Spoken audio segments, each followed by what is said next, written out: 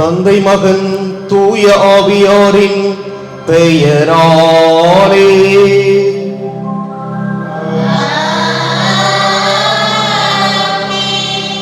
நம் ஆண்டவராகிய இயேசு கிறிஸ்துவின் அருளும் கடவுளின் அன்பும் தூய ஆவியாரின் நட்புறவும் உங்கள் அனைவரோடும் இருப்பதாக.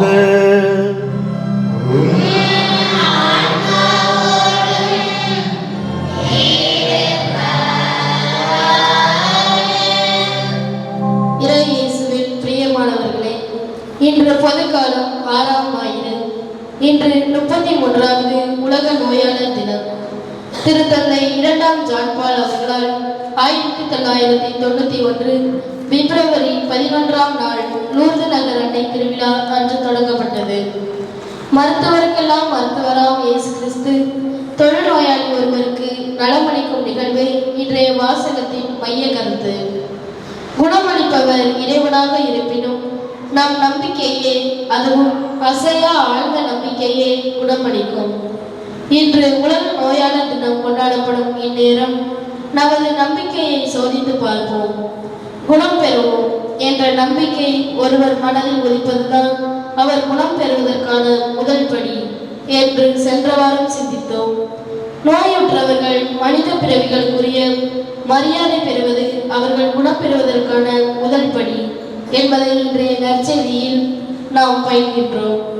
நாம் நம்பிக்கை பெறவும் நோயாளிகள் அனைவரும் நலம் பெறவும் இன்றைய திருப்பலியில் இறைவனிடம் மன்றாடுவோம். அன்புமிக்க சகோதர சகோதரிகளே, நம் திருமுழுக்கின் நினைவாக நம்மீது தெளிக்கப்படும் தமது படைப்பாகிய இத்தண்ணீரை புனிதப்படுத்தி அருளுமாறு நம் கடவுளாகிய ஆண்டவரை கெஞ்சி மன்றாடுவோமாக.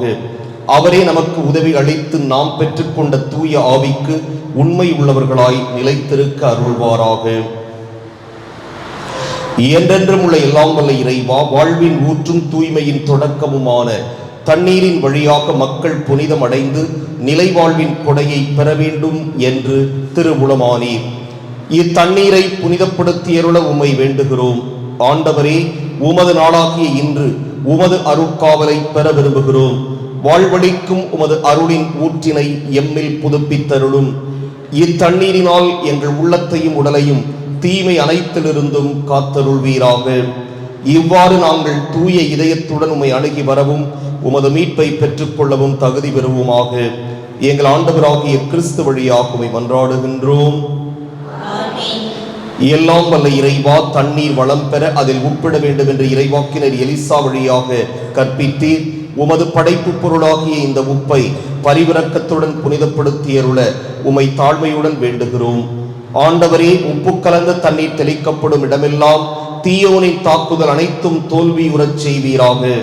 உம் தூய ஆவியார் உடனிருந்து எங்களை இடையராது காத்தருள்வாராக. எங்கள் ஆண்டவராகிய கிறிஸ்து வழியாக உம்மை மன்றாடுகின்றோம்.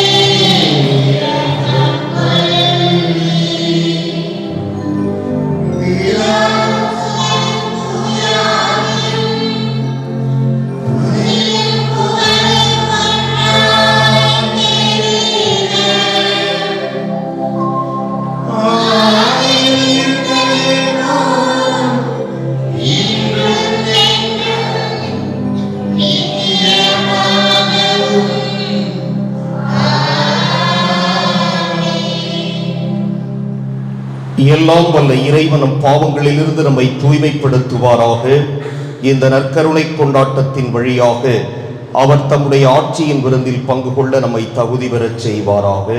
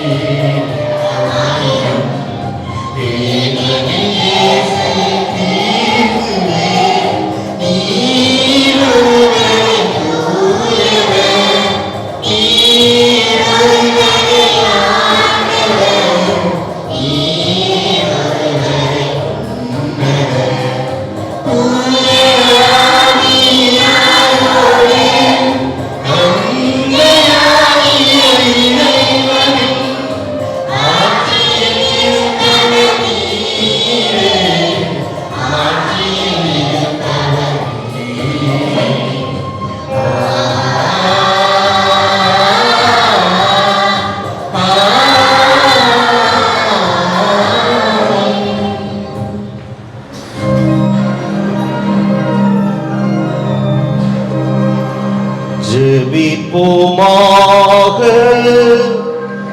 இறைவா, உண்மையும் நேர்மையும் உள்ள நெஞ்சங்களில் நீர்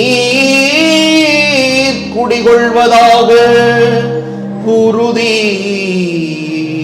அளித்துள்ளீரே. எங்கள் உள்ளங்களில் நீர் தங்குவதற்கு ஏற்றவாறு நாங்கள் வாழ எங்களுக்கு அருள்வீராக. உம்மோடு தூய ஆவியாரின் ஒன்றிப்பில் இறைவனாய் என்றென்றும் வாழ்ந்து ஆட்சி செய்கின்ற அவர் வழியாக உம்மை மன்றாடுகின்றோம்.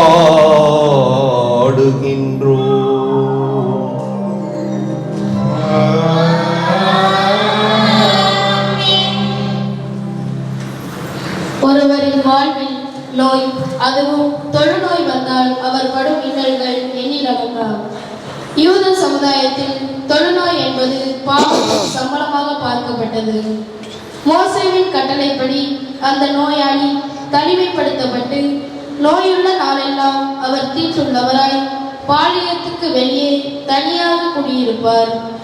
இவ்வாசகத்திற்கு செவிமடுக்கும் நாம் இறைவனின் நம்பிக்கை கொண்டு அனைவரும் நலமடைய வேண்டுவோம்.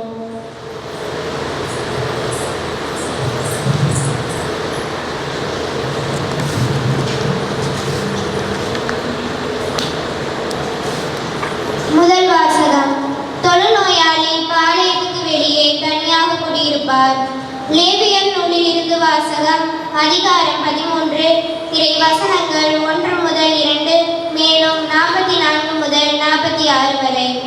அந்நாள்களில் ஆண்டவர் மோசேயிடமும் ஆரோனிடமும் உரைத்தது: ஒருவர் உடலில் தோல் மீது தொழுநோய் போன்று ஏதேனும் தடிப்போ சொறிசிரம்போ வெண்படலமோ தோன்ற அது தொழுநோய் என ஐயமுற்றால் அவர் குழுவாகிய ஆரோனிடம் அல்லது குருக்களாகிய அவர் புதல்வரில் ஒருவரிடம் கொண்டு வரப்பட வேண்டும்.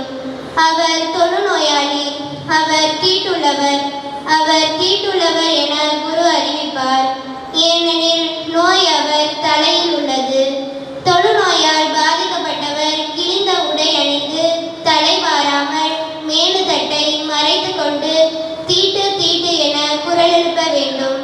நோயுள்ள நாளெல்லாம் அவர் தீட்டுள்ளவர். எனவே தீட்டுள்ள அவர் பாளையத்துக்கு வெளியே தனியாக குடியிருப்பார். இது ஆண்டவர் வழங்கும் அருள்வாக்கு. பதுகை பாடல். நீங்கள் பாட வேண்டிய பல்லவி: ஆண்டவரே, நீரே எனக்கு புகலிடம்.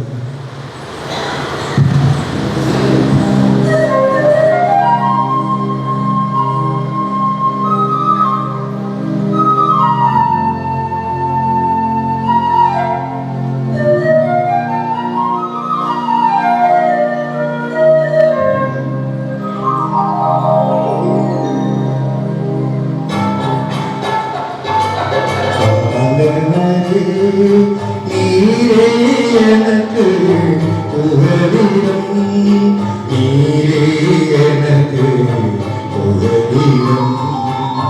ஆண்டவரே, நீரே எனக்கு புகலிடம், நீரே எனக்கு புகலிடம். ஆண்டவரே, நீரே எனக்கு புகலிடம், நீரே எனக்கு புகலிடம். எனது குற்றம் மன்னிக்கப்பட்டதோ,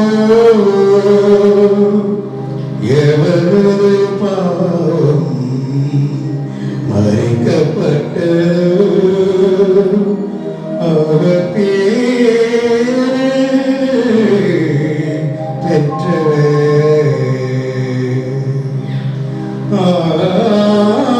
ஆண்டவர் எந்த மனிதரின் தீச்செயலை எண்ணவில்லையோ, எவரது மனத்தில் வஞ்சமில்லையோ, அவர் பேறு பெற்றவர்.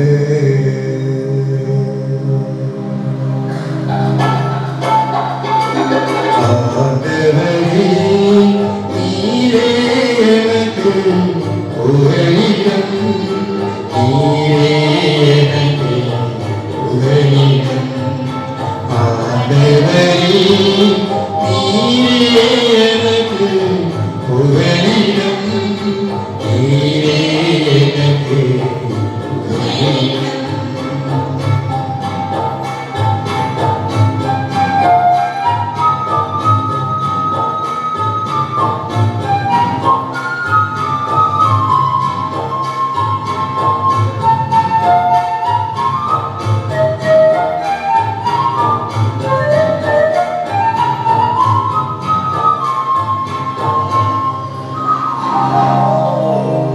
என் பாவத்தை உம்மிடம் அறிக்கையிட்டேன், என் தீச்செயலை நான் மறைத்ததில்லை. ஆண்டவரிடம் என் குற்றங்களை ஒப்புக்கொள்வேன், என்று சொன்னேன். நீரும் என் நெறி கேட்டையும் பாவத்தையும்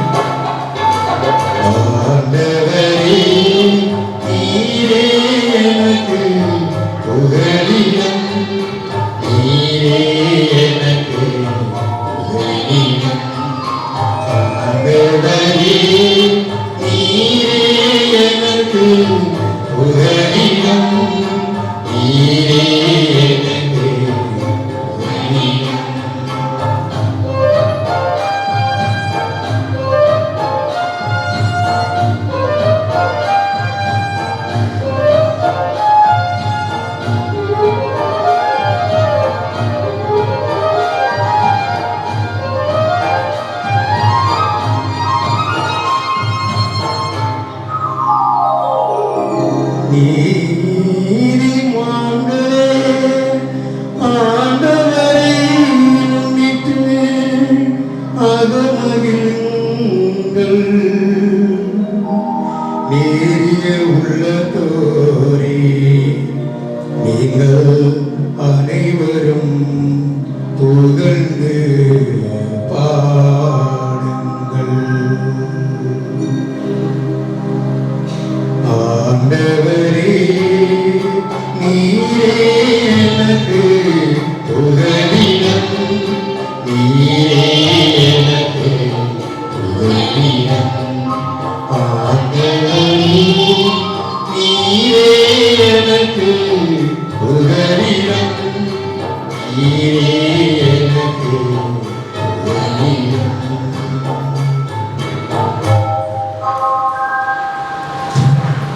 இன்றைய இரண்டாம் வாசகத்தில் புனித பவுல் அடிகளார் தாம் கிறிஸ்துவை பின்பற்றி நடப்பது போல நம்மையும் அவ்வாறு நடக்க அழைக்கின்றார். எதை செய்தாலும் அதை இறைவனின் மாட்சிக்காக செய்யுங்கள் என்கிறார். அவரின் ஆழ்ந்த அர்த்தமுள்ள அறிவுரையை கவனத்துடன் கேட்டு நாமும் வேறுபாடுகளை கலைந்து இறை மாட்சியில் மகிழ்ந்திடுவோம்.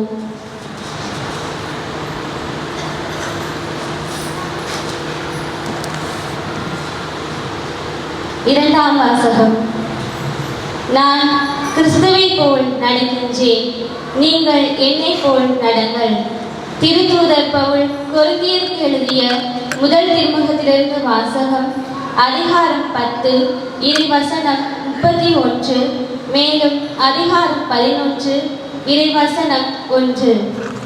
சகோதர சகோதரிகளே, நீங்கள் உண்டாலும் குடித்தாலும் எதை செய்தாலும் எல்லாவற்றையும் கடவுளுடைய மாட்சிக்காகவே செய்யுங்கள். யூதருக்கோ கிரேக்கருக்கோ கடவுளின் திருச்சபைக்கோ இடையூறாக இராதீர்கள். நானும் அனைத்திலும் அனைவருக்கும் உகந்தவனாய் இருக்கின்றேன். நான் எனக்கு பயன் தருவதை நாடாமல் பலரும் மீட்படையும்படி அவர்களுக்கு பயன் தருவதையே நாடுகின்றேன். நான் கிறிஸ்துவை போல் நடப்பது போன்று நீங்களும் என்னை போல் நடங்கள். ஆண்டவர் வழங்கும் அருள்வாக்கு.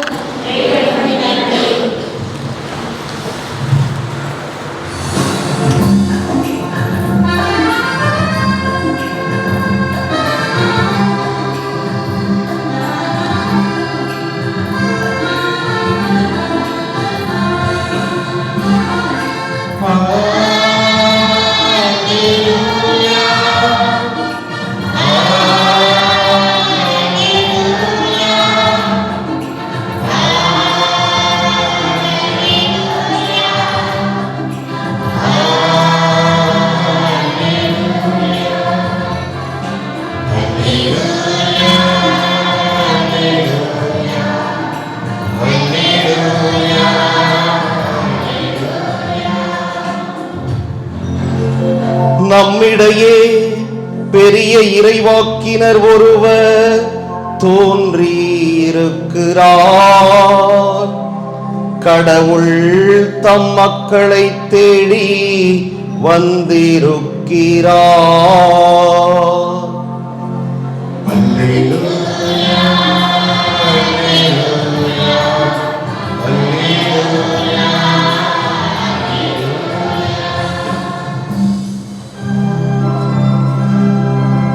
ஆண்டவர் உங்களோடு இருப்பாராக.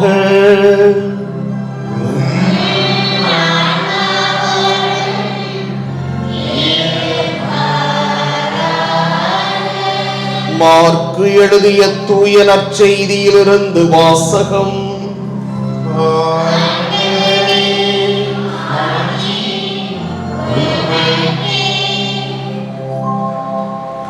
முதல் அதிகாரம் 40 முதல் 45 வரை உள்ள இறைவாக்குகள். ஒரு நாள் தொழுநோயாளர் ஒருவர் இயேசுவிடம் வந்து, நீர் விரும்பினால் எனது நோயை நீக்க உம்மால் முடியும் என்று முழந்தாள் படியிட்டு வேண்டினார். இயேசு அவர் மீது பரிவு கொண்டு தமது கையை நீட்டி அவரை தொட்டு அவரிடம், நான் விரும்புகிறேன், உமது நோய் நீங்குக என்றார். உடனே தொழுநோய் அவரை விட்டு நீங்க அவர் நலமடைந்தார்.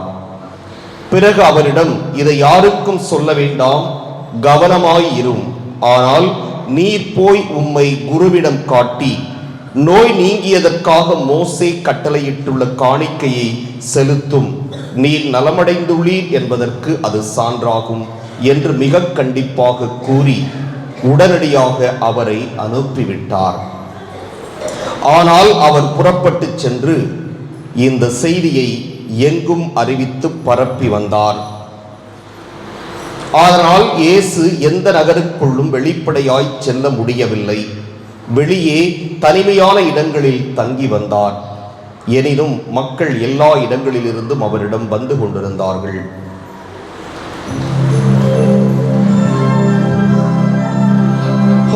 ஆண்டவரின் அருள்வாக்கு.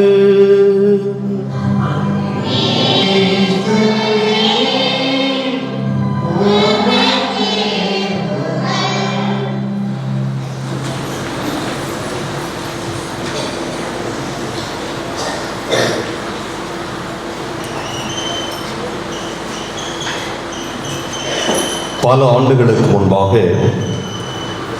இதே நமது தாய்நாட்டில் பல மாநிலங்களில் இப்படி ஒரு அவல நிலை இருந்தது. தாழ்ந்த ஜாதி என்று ஒதுக்கப்பட்ட மக்கள் உயர்ந்த ஜாதியினர் என்று தாங்களாகவே அழைத்து கொண்ட அந்த மக்கள் வருகின்ற சாலையிலோ இடங்களிலோ இவர்கள் வந்தால் தீட்டு தீட்டு என்று சத்தமாக சொல்லிக்கொண்டே வர வேண்டும். இந்த சத்தத்தை கேட்டு அந்த உயர்ந்த ஜாதியினர் தாழ்த்தப்பட்டவன் வருகிறான், எனவே அவனுடைய முகத்தை நாம் பார்த்துவிடக்கூடாது, அது தீட்டாகிவிடும் என்று ஒதுங்கிக் கொள்வார்களாம். ஒருவேளை இவன் தீட்டு தீட்டு என்று சொல்லாமல் வந்துவிட்டான், உயர்ந்த ஜாதியினர் கண்களில் பட்டுவிட்டான் என்றால் உடனே அவனை அழைத்து அவனுக்கு கடுமையான தண்டனைகளை வழங்கிய இந்த நாட்டில் நம் முன்னோர்கள் வாழ்ந்து கொண்டிருந்தார்கள். அதே போன்று தாழ்த்தப்பட்டவர்கள் உயர்ந்த ஜாதியினருடைய வீடுகள் இருக்கின்ற வீதியில் செல்லுகின்ற பொழுது காலணிகளை கழற்றி தன்னுடைய கரங்களிலே வைத்துக் கொண்டு வெறுமையான கால்களினால் பாதங்களினால் நடந்து அந்த பகுதியை கடக்க வேண்டும் என்ற ஒரு அவல நிலையும் இருந்தது. இவை எல்லாமே பழைய ஏற்பாட்டு காலம் போல இன்று மாறிவிட்டன. காரணம் மாற்றம் ஒன்றே மாறாதது.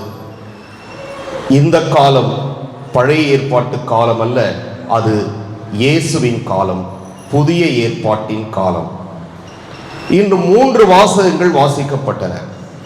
முதல் வாசகத்திலே தீட்டு தீட்டு என்ற வார்த்தைகளை நீங்கள் கேட்டிருப்பீர்கள். ஒருவனுக்கு தொழுநோய் பிடித்திருந்தால் அவன் மற்றவர்களுடைய கண்களிலே பார்வை பட்டுவிடாதபடி தீட்டு தீட்டு என்று இவன் அறிவிக்க வேண்டும். அப்படி அது ஒரு விலக்கப்பட்ட ஒரு பிரச்சனையாக ஒரு மனிதனாக, சமுதாயத்திலிருந்து புறந்தள்ளப்பட்ட, ஒதுங்கி வாழ வேண்டிய ஒரு மனித இனமாக அந்த நோய் பிடித்திருந்தவர்கள் கருதப்பட்டார்கள். இது பழைய ஏற்பாட்டு காலம். லேவியர் நூலில் இருந்து வாசிக்கப்பட்டது நீங்கள் கேட்டீர்கள். ஆனால் புதிய ஏற்பாட்டிலே பாருங்கள், இயேசு இதை முற்றிலுமாக மாற்றுகிறார். தீட்டு என்ற ஒன்று கிடையாது.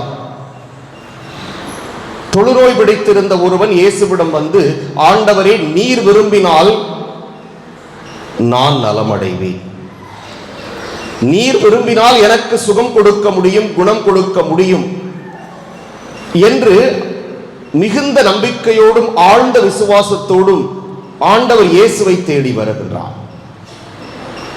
அவரும் உடனே சொல்லுகிறார், உனக்கு குணம் உண்டாகட்டும், உடல் சுகம் கிடைத்துவிடும் என்று சொன்னவுடனே அவருடைய தொழுநோய் நீங்கியதாக இங்கே நற்செய்தி கூறுகிறது. பழைய ஏற்பாட்டு காலத்தை பார்த்தோம். அவர்களை இந்த சமுதாயம் தள்ளி வைத்தது. இயேசுவினுடைய புதிய ஏற்பாட்டு காலத்திலே பார்க்கிறோம், இயேசு அவர்களை எல்லாம் அருகிலே அரவணைத்துக் கொள்வதை நாம் பார்க்கிறோம். அதற்கு இன்னொரு உதாரணம் இருக்கிறது. தொழுநோய் பிடித்திருந்த ஒருத்தர் இயேசுவினுடைய நண்பராக இருந்தார். அவர் யார்? யாரு? ஒரு பணக்காரன், ஏழை, லாசர். கவனிச்சிங்களா, கவனிக்கலையா? நம்ம பைபிளில் தான் இருக்கு, அதெல்லாம் எடுத்து படிங்க. பணக்காரன், ஏழை, லாசர். இந்த நிகழ்வை நீங்கள் நம்முடைய விவிலியத்திலே வாசிக்கலாம். ஆனால் அப்படிப்பட்ட ஏழை லாசர் யாருடைய நண்பராக இருந்தார்? இயேசுவினுடைய நண்பராக இருக்கிறார். எனவே நோய் பிடித்தவர்களை இந்த சமுதாயத்திலிருந்து விலக்கி வைக்கக்கூடாது. தாழ்த்தப்பட்டவர்கள் என்று ஒரு சில சமூகத்தினரை ஒதுக்கி அவர்களை இந்த சமுதாயத்திலிருந்து தள்ளி வைக்கக்கூடாது. எல்லோரும் சமமானவர்கள், எல்லோரும் ஒன்றாக வாழ வேண்டியவர்கள். இது சமத்துவ சமுதாயத்தோடு நாம் ஒன்றிணைய வேண்டிய காலம், எல்லோரும் சமமாக கருதப்பட வேண்டிய காலம் என்பதை நம் ஆண்டவர் இயேசு கிறிஸ்து மிக அருமையாக இன்றைய நற்செய்தியிலே அந்த சமத்துவ சமுதாயத்தை படைத்திருப்பதை நாம் பார்க்கிறோம். இறை இயேசுவில் அன்புக்குரிய சகோதர சகோதரிகளே, இன்றைய இரண்டாவது வாசகத்திற்கு வருகின்ற பொழுது ரொம்ப அழகா சொல்றாரு திருத்தூதர் பவுல். நீங்கள் உண்டாலும் குடித்தாலும் எதை செய்தாலும் எல்லாவற்றையும் எதற்காக செய்ய சொல்கிறார்? கடவுளுக்காகவா? கடவுளுடைய மாட்சிக்காகவே செய்ய சொல்றார். அதனாலதான் பார்க்கிறோம், அன்பு உணவு நம்ம பங்குல கொடுக்கும்போது, சாமி வாங்க வாங்க வாங்க, எதற்காக வந்து உணவை மந்திரியுங்கள். எதை சாப்பிட்டாலும் எதை உண்டாலும் குடித்தாலும் அது ஆண்டவருடைய மாட்சிக்காகவே நாம் செய்ய வேண்டும் என்பது அந்த வெளிப்பாடு. இந்த பக்தி முயற்சி அதை வெளிப்படுத்துவதை நாம் பார்க்கிறோம். அது மட்டும் அவர் சொல்லல, நீங்கள் யாரும் யாருக்கும் இடையூறாய் இராதீர்கள் என்று சொல்லுகிறார்.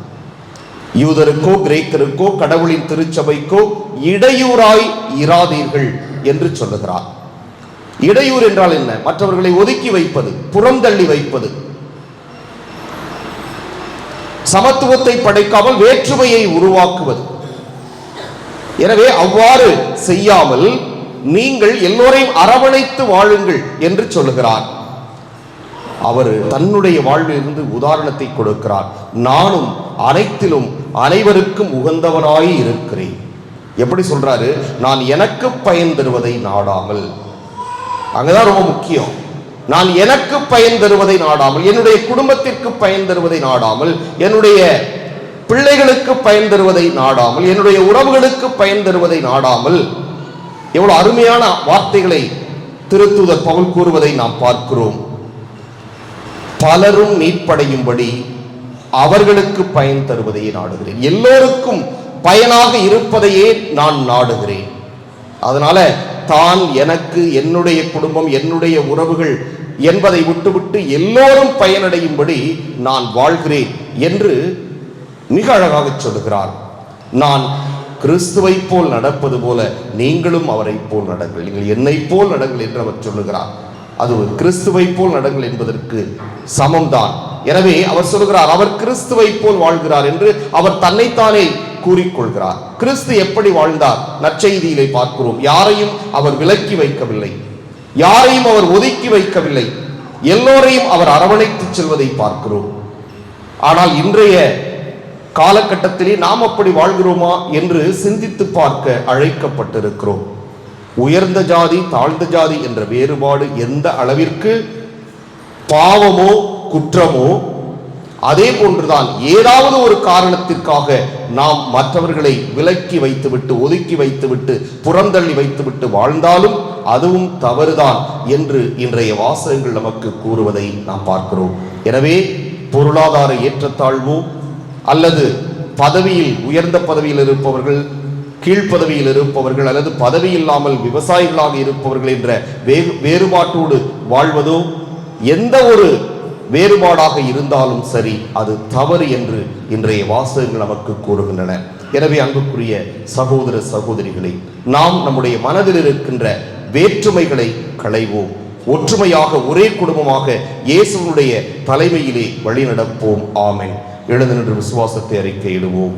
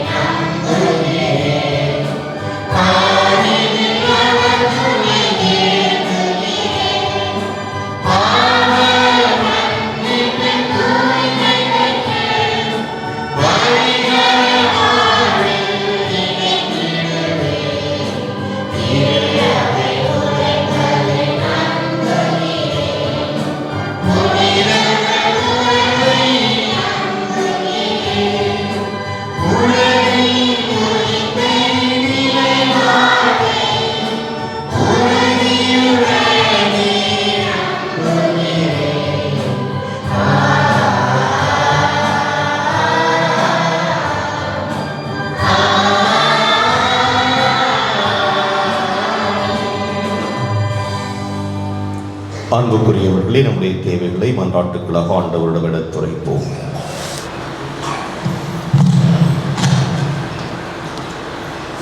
ஆண்டவர் உருவாக்கும் புதிய உலகில் நீதி தழைத்தோங்கும் என்று எங்களுக்கு வாழ்த்தளித்துள்ளே இறைவா. அத்தகைய நீதி நிறைந்த உலகை உருவாக்கும் பணியில் திரு அவையில் உள்ள அனைவரும் ஆர்வமுடன் இணைந்து உமக்கு உண்மையான கருவிகளாக செயல்பட வேண்டுமென்று இறைவா உம்மை மன்றாடுகிறோம். பரிவான்பு மிக்க எம் தந்தையே இறைவா, எம் பங்கில் உள்ள ஏழைகள், திக்கற்ற எளியோர்கள், வறியோர்கள், முதியோர்கள், அனாதைகள் ஆகிய அனைவருக்கும் இரக்கம் காட்டும். அவர்கள் நோய் நொடியின்றி வாழ உலக நோயாளர்கள் தினத்தில் சிறப்பாக அவர்களுக்கு நலம் வேண்டி இறைவா உம்மை மன்றாடுகிறோம். அனைவருக்கும் தந்தையாகிய இறைவா, குழந்தைகள் முதல் இளைஞர்கள் வரை உமது பொற்பாதங்களில் அர்ப்பணிக்கின்றோம். அவர்கள் ஏறெடுக்கும் கல்வி மற்றும் கலாச்சாரம் நமது பண்பாட்டிற்கு வாழ்க்கை தரத்திற்கும் ஏற்றதாகவும் பயிலும் மாணவர்கள் தங்கள் கல்வியை சிறந்த முறையில் கற்றிட வரம் வேண்டி இறைவா உம்மை மன்றாடுகிறோம். இளைஞனே எழு, எழுந்து ஒளி வீசு என்றுரைத்த எம் இறைவா, கலாச்சார மாற்றங்கள், மின்னணு சாதங்கள், நவீன தகவல் தொடர்புகள் மேலோங்கி இளைஞர்கள் நிலை தடுமாற வைக்கும் இந்நாட்களில் அவர்கள் பிறரன்பு பணி செய்ய நல்ல மனநிலையும் சேவை மனப்பான்மையும் பெற்று நேரிய இறையரசு பாதையில் பயணித்திட வர வேண்டி இறைவாமை மன்றாடுகிறோம். நம்முடைய தனிப்பட்ட தேவைகளை அமைதியாக ஆண்டவரிடம் எடுத்துரைப்போம்.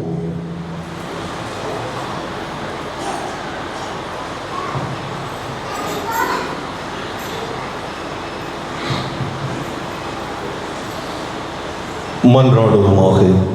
எங்கள் புகலிடம் வளமாக இறைவா, எங்களிடம் இறையுணர்வை தூண்டி எழுப்புகிறவர் நீரே. உம்முடைய மக்களின் உருக்கமான இந்த மன்றாட்டுக்களை ஏற்று நிறைவு செய்ய வேண்டும் என்று எங்கள் ஆண்டவர் கிறிஸ்து வழியாக உம்மை மன்றாடுகின்றோம்.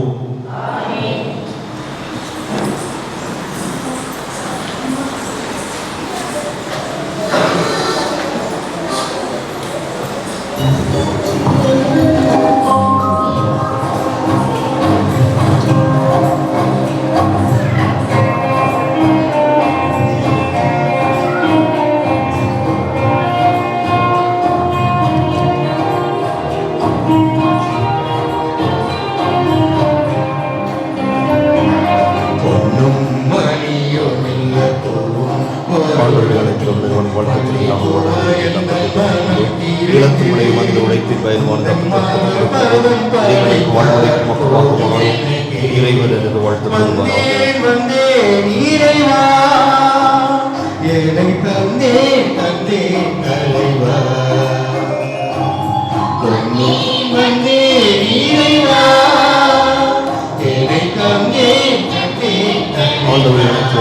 வாழ்த்து பெறுவீராக நன்மையிலும் ரசத்தை பெற்றுக் கொண்டோம். திராட்சை செடி மனித உழைப்பின் பயணமான ரசத்தை கொண்டு கொடுக்கின்றோம். இது எங்கள் ஆன்மீக பாரமாக மாறும் இறைவனருக்கு வாழ்த்து பெறுவாராக. ஆண்டவரே, தாழ்மையான மனமும் நெருங்கிய உள்ளமும் ஆண்டவர்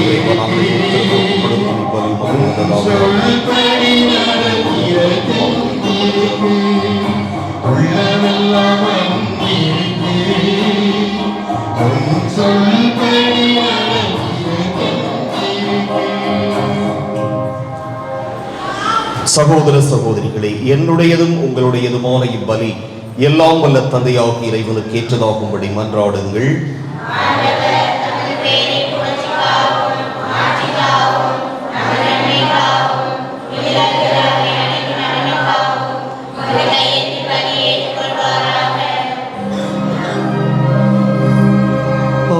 ஆண்டவரே, இந்த காணிக்கை எங்களை தூய்மைப்படுத்தி புதுப்பிக்க உம்மை வேண்டுகின்றோம். அதனால் உமது திருவுளத்தை நிறைவேற்றுபவர்களுக்கு அது நிலையான பயன் விளைவிப்பதாக. எங்கள் ஆண்டவராகிய கிறிஸ்து வழியாக உம்மை மன்றாடுகின்றோம்.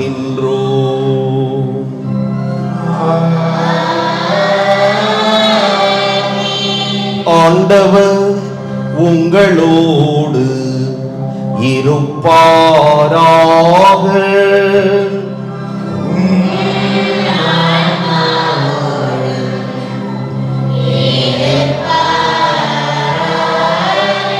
இதயங்களை மேலே எழுப்புங்கள்.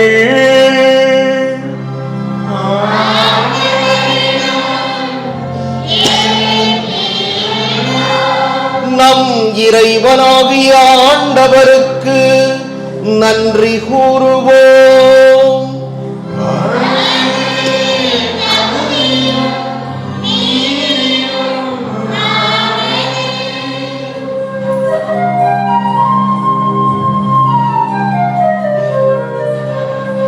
ஆண்டவரே, தூயவரான தந்தையே, என்றும் உள்ள எல்லாம் வல்ல இறைவா, எந்நாளும் எவ்விடத்திலும் நாங்கள் உமக்கு நன்றி செலுத்துவது மெய்யாகவே தகுதியும் நீதியும் ஆகும். எங்கள் கடமையும் மீட்புக்கு உரிய செயலுமாகும். அழிவுக்கு உரிய மனிதருக்கு உமது இறையியல்பின் ஆதரவை அளிக்கின்றீர். மேலும் மனிதனின் சாகும் தன்மையை பிணிப்போக்கும் மருந்தாக பயன்படுத்தி நாங்கள் எவ்வாறு அழிவுற்றோமோ அவ்வாறே எங்கள் ஆண்டவராகிய கிறிஸ்து வழியாக எங்களுக்கு மீட்பு அருளுகின்றீர். இவை அனைத்தாலும் அளவற்ற மாட்சி உமக்கே உரியது என்பதை உணர்கின்றோம். அவர் வழியாக உமது மாண்பை வானதூதர்களின் அணிகள் வழிபடுகின்றன. உமது திருமுன் எக்காலத்தும் மகிழ்கின்றன. அவர்களோடு எங்கள் குரலையும் சேர்த்துக் கொள்ளுமாறு நாங்கள் உம்மை தாழ்மையுடன் இறைஞ்சி புகழ்ந்து ஒன்றாக அக்களித்து பாடுவதாவது.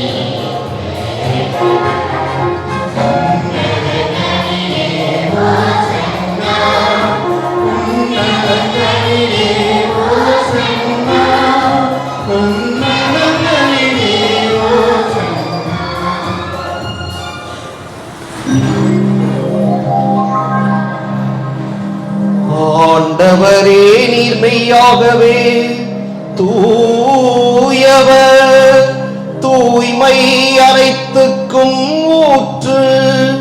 ஆகவே உம்முடைய ஆவியை பொழிந்து இக்காணிக்கைகளை தூய்மைப்படுத்த உம்மை வேண்டுகிறோம். இவ்வாறு எங்கள் ஆண்டவராகிய இயேசு கிறிஸ்துவின் உடலும் இரத்தமுமாக எங்களுக்கு இவை மாறுவனவாக.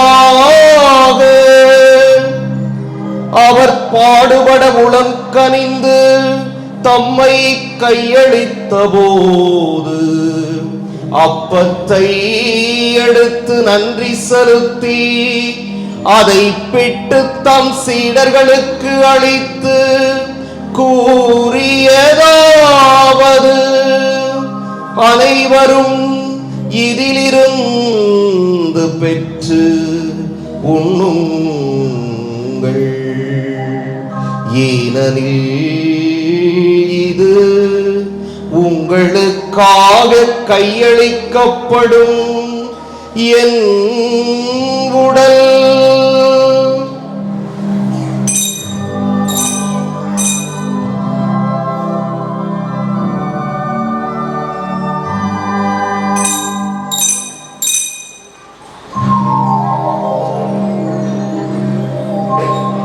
வண்ணமே இரவு விருந்தை அருந்தியபின் கிண்ணத்தையும் எடுத்து மீண்டும் உமக்கு நன்றி கூறி தம் சீடர்களுக்கு அளித்து அவர் கூறியதாவது: அனைவரும் இதிலிருந்து பெற்று பருகுங்கள், ஏனெனில் இது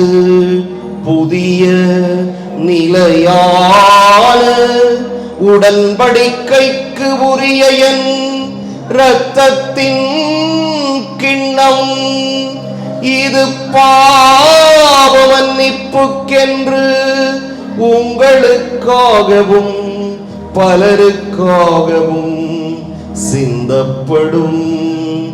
இதை என் நினைவாக செய்யுங்கள்.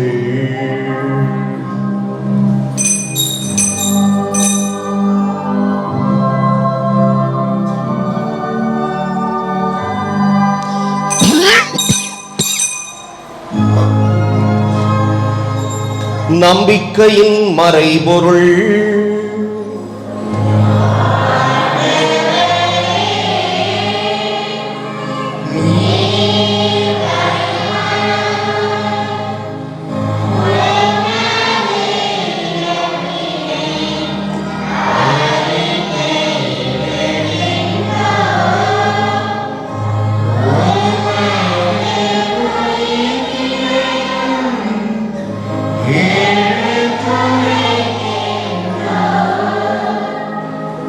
ஆகவே ஆண்டவரே, நாங்கள் கிறிஸ்துவின் இறப்பினையும் உயிர்ப்பினையும் நினைவு கூர்ந்து வாழ்வு தரும் அப்பத்தையும் மீட்பளிக்கும் கிண்ணத்தையும் உமக்கு ஒப்புக் கொடுக்கின்றோம். உம் திருமுனின்று உமக்கு ஊழியம் புரிய தகுந்தவர்கள் இறையங்களை ஏற்றுக்கொண்டீர், எனவே உமக்கு நன்றி செலுத்துகிறோம். மேலும் கிறிஸ்துவின் உடலிலும் இரத்தத்திலும் பங்கு கொள்ளும் எங்களை தூய ஆவியார் ஒன்று சேர்க்க வேண்டும் என உம்மை தாழ்மையுடன் மன்றாடுகின்றோம். ஆண்டவரே, உலகெங்கும் பரவியிருக்கும் ஒரு திரு அவையை நினைவு கூர்ந்தருளும். எங்கள் திருத்தந்தை பிரான்சிஸ், எங்கள் மறைமாவட்ட பரிபாலகர் சகாயராஜ், எல்லா திருநிலையினராகிய அனைவரோடும் உமது திரு அவை அன்பில் நிறைவு பெறச் செய்தருளும். மேலும் உயிர்த்தெழும் எதிர்நோக்குடன் துயில் கொள்ளும் எங்கள் சகோதரர் சகோதரிகளையும் இறந்தோர் அனைவரையும் இரக்கத்துடன் நினைவு கூர்ந்து உமது திருமுக ஒளியினுள் ஏற்றருளும். எங்கள் அனைவர் மீதும் இரக்கமாயிரும். கடவுளின் கன்னித்தாயான புனித மரியா, அவருடைய கணவரான புனித யோசேப்பு, புனித திருத்தூதர்கள், இவ்வுலகில் உகந்தவராய் இருந்தோராகிய புனிதர் அனைவருடனும் நாங்கள் நிலை வாழ்வில் பங்கு கொள்ளும் தகுதி பெற்று உம் திருமகன் இயேசு கிறிஸ்து வழியாக உம்மை புகழ்ந்தேத்தும் வரமருள உம்மை மன்றாடுகின்றோம்.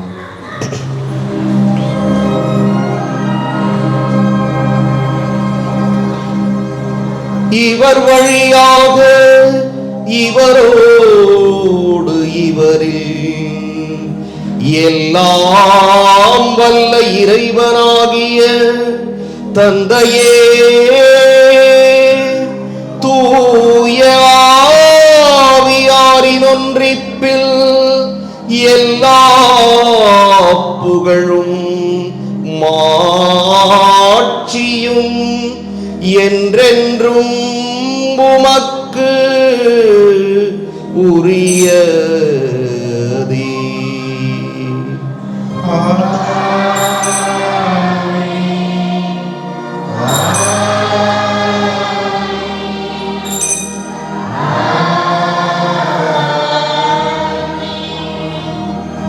மீட்பரின் கட்டளையால் கற்பிக்கப்பட்டு இறைபடிப்பினையால் பயிற்சி பெற்ற நாம் துணிந்து பாடுவோம்.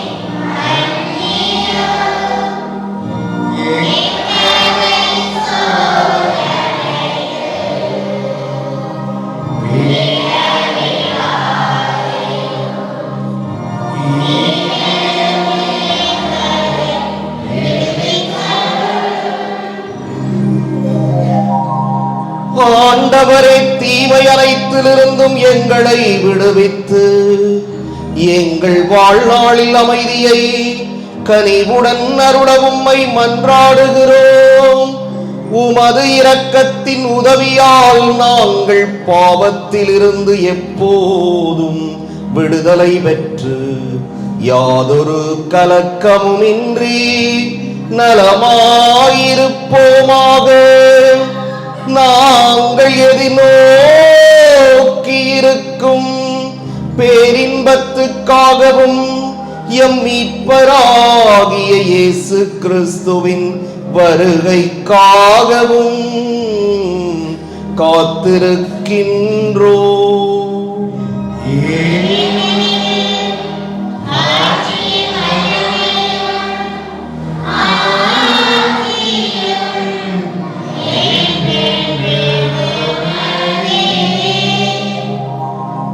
ஆண்டவரே இயேசு கிறிஸ்துவே, அமைதியை உங்களுக்கு விட்டுச் செல்கிறேன், என் அமைதியையே உங்களுக்கு அளிக்கின்றேன் என்றும் திருத்தூதர்களுக்கு மொழிந்தீரே.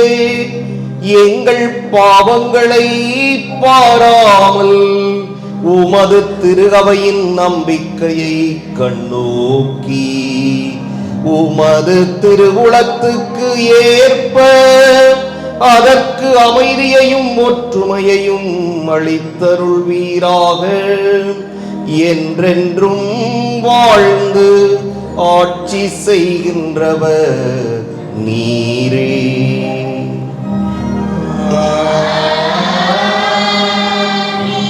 ஆண்டவருடைய அமைதி உங்களோடு என்றும் இருப்பதாக.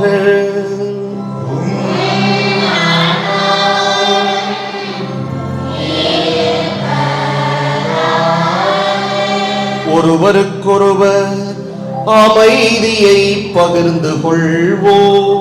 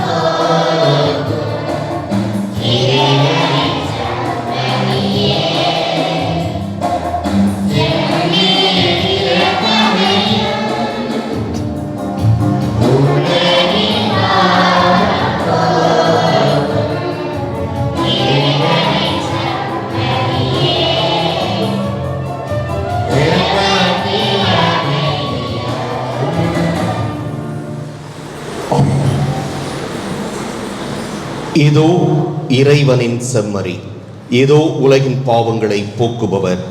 செம்மறியின் விருந்துக்கு அழைப்பு பெற்றோர் பேறு பெற்றோர்.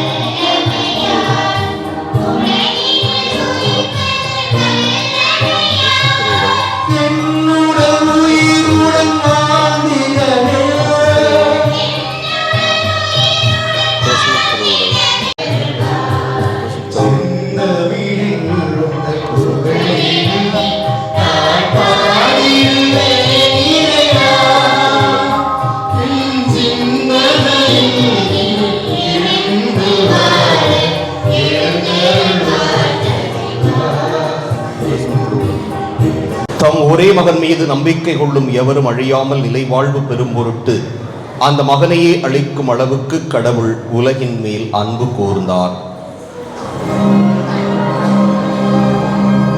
மன்றாடுவோமாக. ஆண்டவரே, இனிய விண்ணக விருந்தால் ஊட்டம் பெற்ற நாங்கள் உம்மை வேண்டுகின்றோம். அதனால் உண்மை வாழ்வை அளிக்கும் உணவின் மீது நாங்கள் என்றும் ஆவல் கொள்ள செய்வீராக. எங்கள் ஆண்டவராகிய கிறிஸ்து வழியாக உம்மை மன்றாடுகின்றோம்.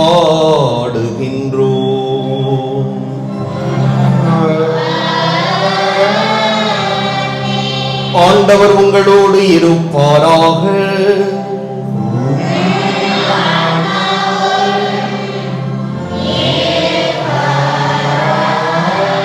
எல்லாம் வல்ல இறைவன் தந்தை, மகன், தூயாவியார் உங்களுக்கு ஆசி வழங்குவாராக.